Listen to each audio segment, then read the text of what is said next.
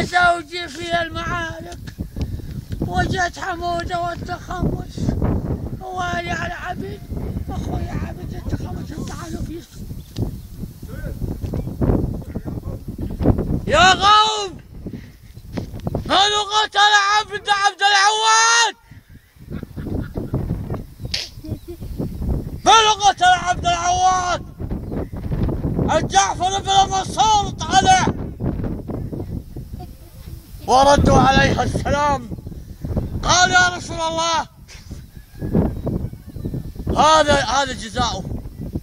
رسول الله قال العبد هذا جزاءك، وهذا في موتك في اخرته يا جراده. قال له اخرته يا جراده الى ما تنبصينه تاكلين السبل والشوارب يسوون هيك. بالنوب يا قوم لماذا الشياب يستشهدون في همدان وقيلان وقرب ونسود والمحمرة وسيف سعد وغيرهم من المعارك. النوب يا قوم. أجمعين لماذا قال يا مولاي لما تريد حياتي؟ جت العجوز يا مولاي لماذا تقطفوا حياتي؟ قال العصايين ايامك انتهت، أنا خلقت وخانقت. قال يا مولاي لماذا تخنقوا الكلاب وتخنقوا القطط؟ قال بدون فايدة. الله يا رب ان شاء الله يا قوم. هي انت بس يا قوم. من قتل رسم ورب الكعبة؟ من قتل عطية؟ من طعن في هذا الرباح؟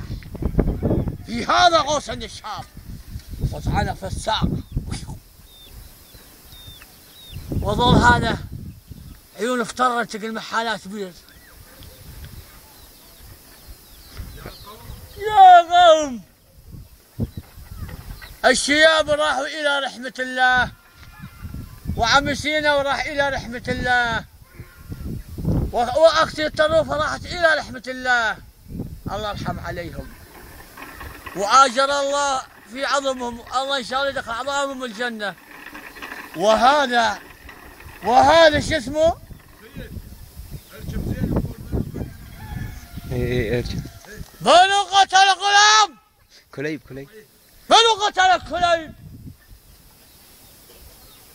يا ناس عالم قتل كليب بن مرة، جساس طعنوا في هذا الرمح في ظهره وصدره.